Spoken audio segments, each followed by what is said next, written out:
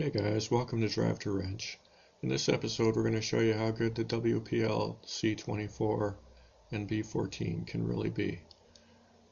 As you probably know, I've done a few videos on this truck and shown it driving around and whatnot, and it was always pretty good, guys, but the big problem was, in my opinion, that the controlled crawling was a little lackluster, guys. It definitely was not up to par with some of the big trucks.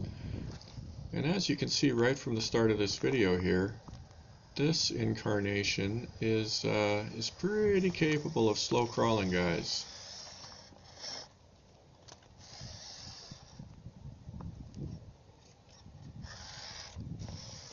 Still a little bit of ham-fisted, big-fingered throttle control, but you can see that it's got really nice throttle control here, guys. And the big improvement is I put in a real ESC. I put in the Kyosho Fazer ESC that I had kicking around, because it's actually capable of crawler-style control with forward, reverse, and drag brake. So basically what you're looking for is just a crawler ESC with a relatively small amperage rating, and most importantly a low profile, guys, so you can fit it in there. Now the nice thing about these little trucks, guys, there's actually quite a bit of room for electronics depending on what setup you're running, guys. If you've got the pickup box on it and the camper top, you've got tons of room. You can stick stuff in the back easily.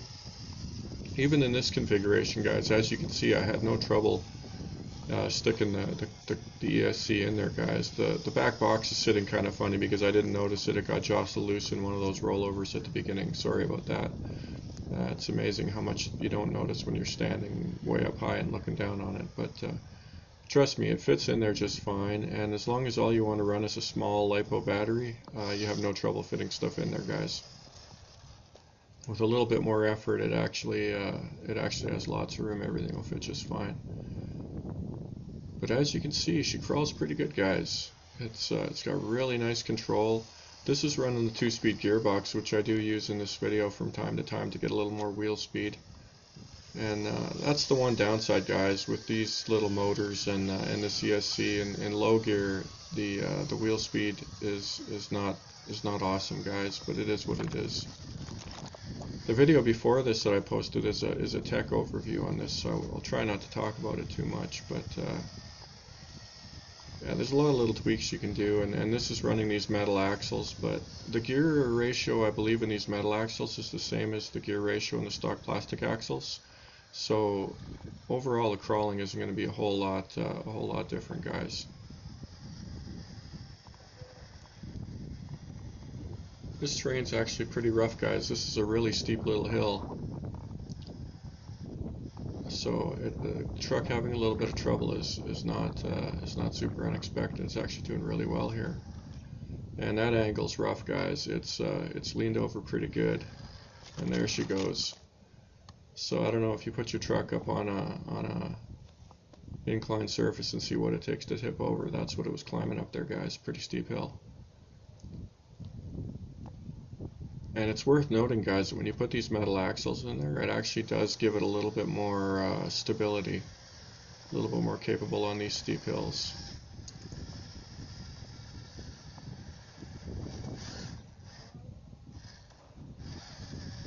And there's some nice control there, guys. I actually went into reverse and didn't go all the way down the hill. How about that? Tell me if you can do that with yours. The drag brake on this ESC is actually pretty strong, guys. This thing will sit on a hill no problem with the drag brake holding it, so it works really well. I believe the Hobbywing 1080 will actually fit into this truck, guys, because it's a nice low-profile ESC, but a little bit overkill, I would say. I'm not sure that you want to stick an expensive ESC in something like this, but if you did, it would work super well, guys. Yeah, it's struggling a little bit in the loose dirt, guys. That's where the wheel speed's a little bit lackluster. A little more wheel speed, it would get up there for sure. Some of the struggles here are my one-handed driving skills as well, guys. Oh, fire the cameraman. What's he doing? Holy smokes. Yeah, there's a little bit of shoddy camera work in this video, guys, sorry. The wind was super harsh too, so I'm going to try and make sure I get the volume levels set up so that you don't hear too much of the crazy wind with this voiceover.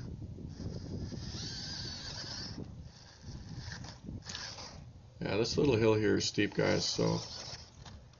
Oh. And as you can see, the 3D printed parts are holding up alright, guys. If you don't abuse this thing too much with 3D printed parts, they're going to hold up alright. I haven't actually broken any, guys. Actually, that's not true. I broke one of my 3D printed front bumpers, but only the mount, guys. Only the mount piece. And it might have been because I over-torqued the screws. So, yeah, my nickel's worth is that the 3D printed roll cage parts and bumper parts and stuff are perfectly acceptable, guys. They don't break super easy. You can definitely have some rollovers and not do any damage. This, I think, is this is second gear driving, so not flat. Oh, yeah, no, that's pretty much flat out. Goes pretty fast, guys. You can definitely get yourself into some trouble with this amount of speed. Here, we'll give you a little bit of demo. I think that's just cruising along in second gear. That's first gear. Massive difference, guys. This little 2-speed transmission works really well.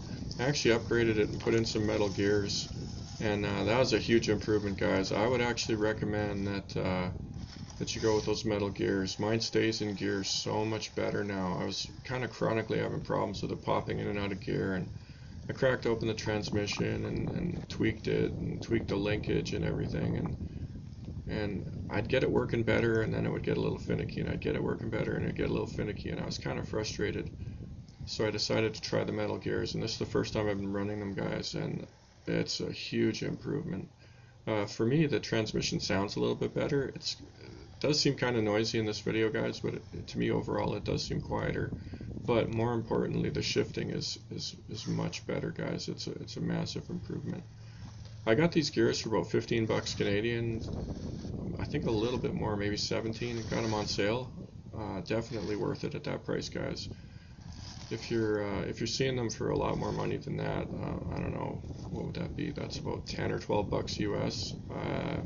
I might hold off. I'd wait for a deal on them, guys. Winter's coming. There should be some good prices in the winter. And as you can see here, that 2-speed gearbox and this nice ESC. Look at that control, guys. I don't know about yours, but mine was not that good until I put this ESC in. And the ESC is all the difference, guys. She does get beached a little bit easy. A little more ground clearance would sure be nice, but and there the back wheel is actually super stuck, guys. I had to hand to God it. And this is some interesting terrain, guys. Like, these things are practically boulders for at this scale, guys, but it's basically just big gravel. It's a bit of an adventure. It's kind of alternates between decent grip and no grip. And it's beached again. I think it gets itself off in this one. Yeah, pulls itself right off.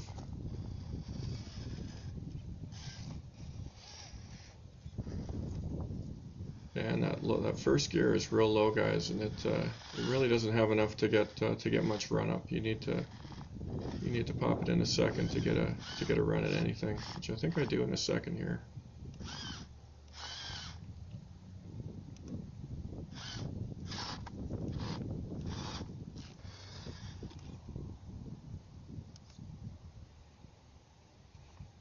Yeah, that pause is just me changing gears, guys. If you like the look of this truck, this is all just hobby store acrylic paint. Actually, I think it's about half and half. The silver on the box and whatnot is actually a little bit more difficult to find at the cheap stores where I live. So it's actually, I think a jar of that stuff or a bottle of that stuff is about 6 or 7 bucks, maybe 8 bucks. The dollar store paints like the red and the black and I use some orange and some brown to make up the tan color for the interior of the seats. Those were all just a buck a bottle, guys, and they last a long time. A bottle of that stuff will last you many projects, guys.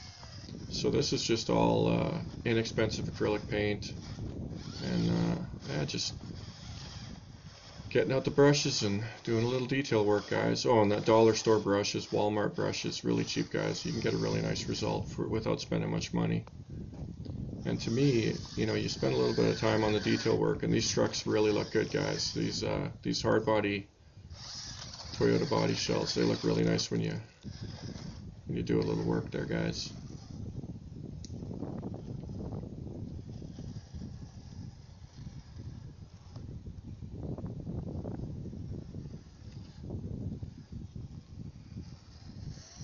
And there's some more of that nice low-speed crawling. A little bit of jerkiness that you see at time, guys, is actually just the gearing. It's the slop in the gears all the way from the wheels through the axles, through the transmission up to the motor, and it's just when you run that tiny little pinion, there's always just a little bit of play in that drivetrain, guys. So if you transition from load to no load, you get a little bit of jerkiness, and I think that's unavoidable, guys. I don't know of a set of gears that you can find that'll eliminate that. I think that's the one upside to the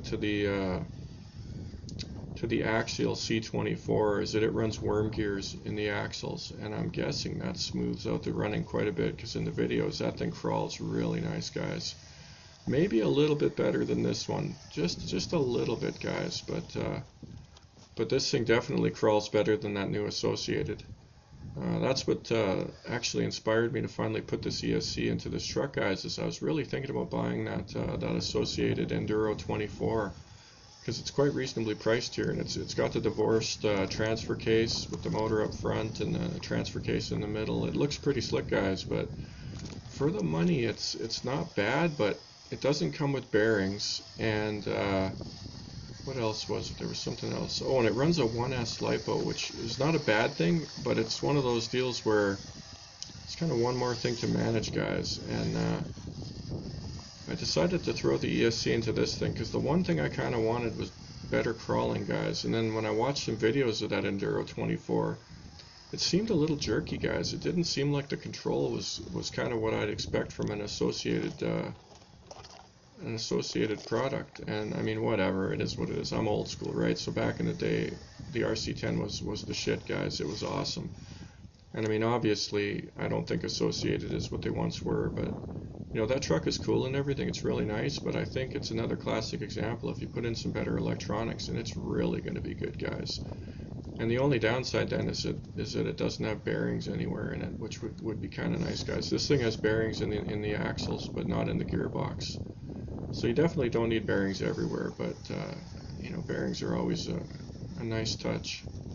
The electronics are definitely the big thing. So again, seeing the videos of that thing crawling, you know, it just seems kind of bouncy, and performance isn't to scale as I'd kind of like to see it out of a, you know, a name branded type product. I'm going to do a little video on that truck, just a, you know, outsider's view of it, and I'll give you a nickel's worth, because I think it's basically the same as one of the cheap Chinese crawlers, and they're actually essentially the same price where I live, so it's a no-brainer to go down to the local hobby store and buy the Associated one, unless you really don't like the body.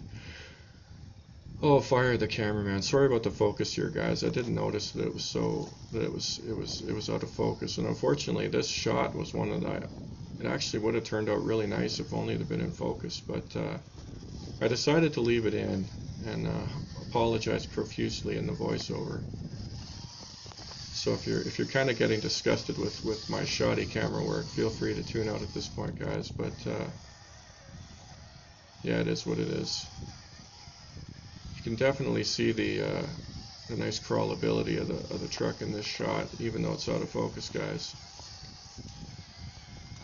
Plowing through these giant, humongous ass weeds like they're nothing. Yeah, it does get stuck a little bit, guys, but that's crawling for you, right? And then we get up to this. This is some concrete that got dumped. Do a little run up it here. Yeah, it gets beached a little bit easily, guys. And there's the toe of God, loosening her up there. And this is the shot I was gunning for, guys. I was hoping to do the intro with this, but again, it went out of focus. And then here, look at this crappy camera work. It's not even a full shot of the truck, guys.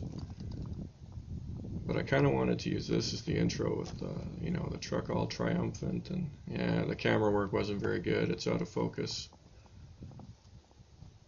Yeah, a guy with more enthusiasm for videos would have gone back and shot this again, but I'm not that guy, as you might have noticed from some of my videos. Definitely could have done a take or two and improved things a little bit, guys.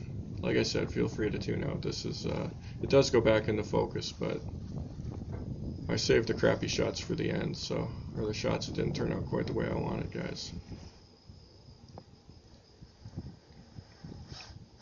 But yeah, this is actually a tricky descent. It doesn't show up so well being out of focus, guys, but not only am I stuck, but this is steeper than it looks in this shot. Oh no, maybe not. Actually, I'm wrong, guys. Sorry, that wasn't what I thought it was. That's an easy one. Here we go. We're climbing up. Oh no, where is it? There's another hill coming up, guys. It's covered in weeds and it's kind of loose. Oh, maybe I cut it out because it was just terrible.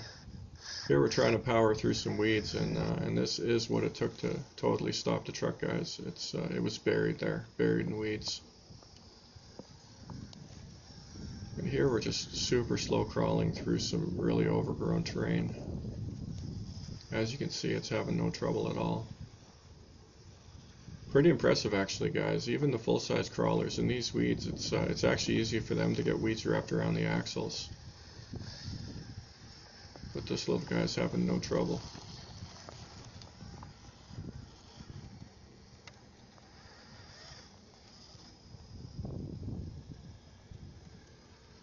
Just bullying its way over those weeds.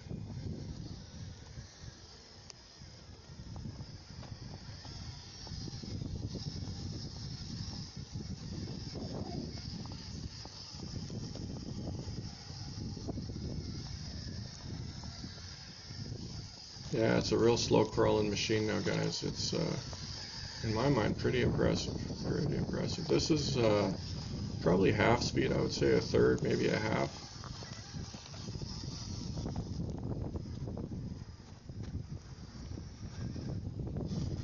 Yeah, that cameraman. It was tricky, actually, guys. The sun was quite low, so it was easy to get some shadows in your shots. Here we're trying to crawl over a great big lump and not succeeding. I'm going to try with more wheel speed here and see what happens. Yeah, you can see it. Sometimes more wheel speed, you just power right on over it.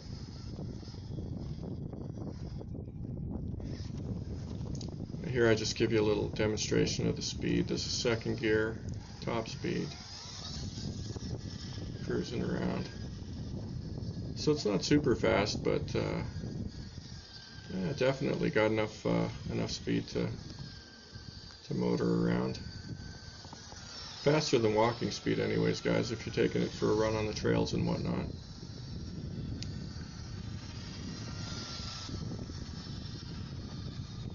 That's it, guys. See you next time on Wrench to Drive.